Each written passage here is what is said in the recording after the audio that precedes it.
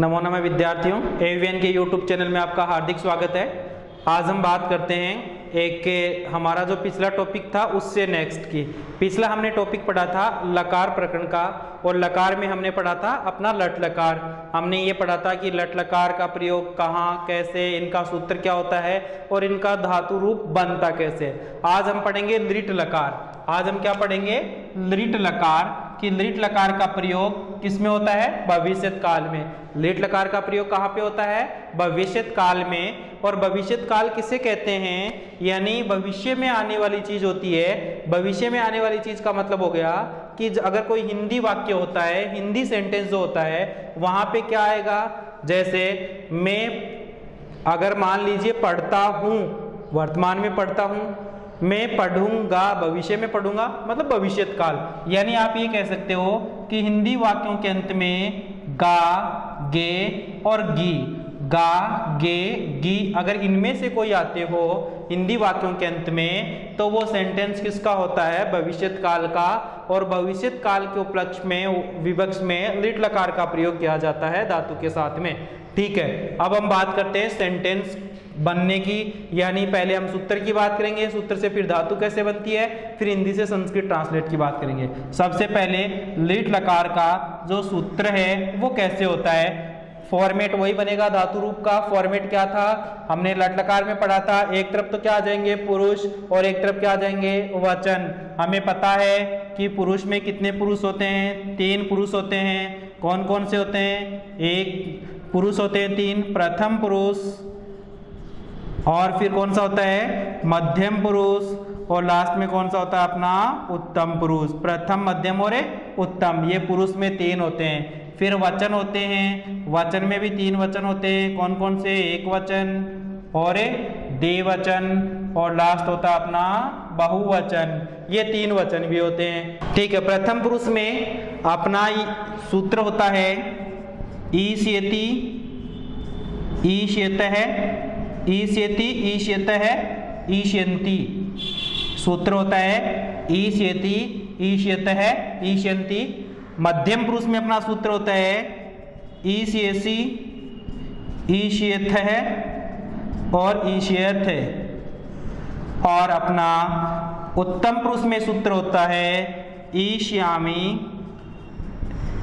ईशावह और ईशामह, ईश्यामह, ईश्यामि, ईशावह और ईशामह।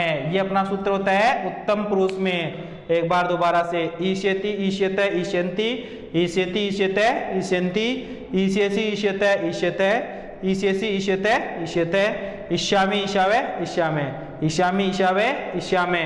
विसर्ग का वही ध्यान रखना है, द्विवचन है वो सबके साथ क्या आती है? विसर्ग आती है। और बहुवचन उत्तम पुरुष, और उत्तम पुरुष के बहुवचन के साथ भी विसर्ग आती है। यानी 4 जगह इसमें विसर्ग का प्रयोग होता है। 3 जगह द्विवचन में होता है और 1 बहुवचन में होता है। सेम लट लकार का सूत्र होता है, वैसा का वैसा इसका सूत्र है। सिर्फ फर्क कितना है? इस ईशे शब्द का है। यहाँ पे उससे पहले क्या लगा देंगे? इससे। जैसे उसमें सूत्र था तीत है, अंति, सीत है, थे, आमी, आवे, आमे, और इसमें हो जाएगा इष्यति, इष्यत, इष्यन्ति, इष्यसि, इष्यत, इष्यत, इष्यामि, इष्यावह, इष्यामह। अब इस सूत्र से धातु रूप कैसे बनते हैं वो अब हम देखते हैं। देखते हैं हम गम धातु का लिट लकार भविष्यत काल में पुरुष, वचन। अब पुरुष में हो जाएगा प्रथम पुरुष। प्रथम पुरुष में है ईष्यति जोड़ेंगे तो शब्द क्या बनेगा? गमिष्यति। क्या शब्द बनेगा? गमिष्यति। ईष्यत जोड़ेंगे तो क्या बनेगा? गमिष्यत है। क्या बनेगा? गमिष्यत है। और ईष्यन्ति जोड़ेंगे तो क्या बनेगा? गमिष्यन्ति। क्या बनेगा?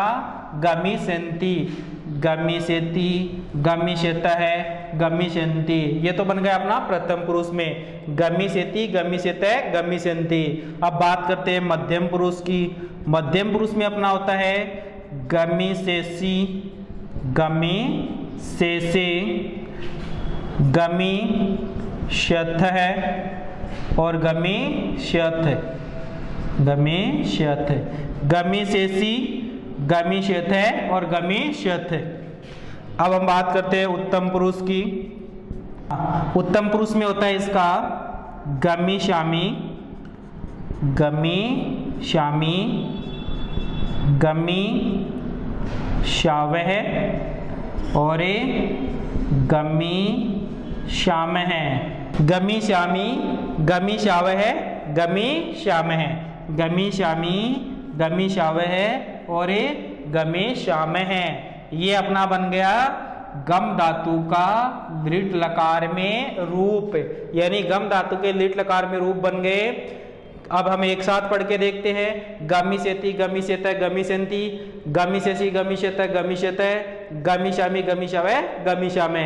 और इनका अगर मैं रूप की बात करूं, यानी हिंदी ट्रांसलेट से संस्कृत ट्रांसलेट की बात करूं, तो जैसे अगर प्रथम पुरुष के हिसाब से बात करता हूं मैं सर्वनाम जोड़ के, गमी शेती मतलब जाएगा, वह जाएगा, वे दोनों जाएंगे, वे सब जाएंगे, तुम जाओगे, तुम दोनों जाओगे और तुम सबे जाओगे, मैं जाऊंगा, हम दोनों जाएंगे और हम सबे जाएंगे। अगर हम इनके साथ सर्वनाम जोड़ते हैं तो इस प्रकार से फिर इनके रूप बनते हैं। इनका हिंदी ट्रांसलेट ये होता है। अब हम कुछ हिंदी के सेंटेंस देखते हैं और उनमें लिट लकार से फिर संस्कृत ट्रांसलेट कैसे होती है। अब हम पढ़ते हैं कुछ सेंटेंस जो हिंदी से संस्कृत में ट्रांसलेट करेंगे। जैसे एक हिंदी का सेंटेंस है, राम जयपुर जाएगा। दूसरा है, मैं पाठ पढ़ूंगा। तीसरा, हम सब संस्कृत पढ़ेंगे।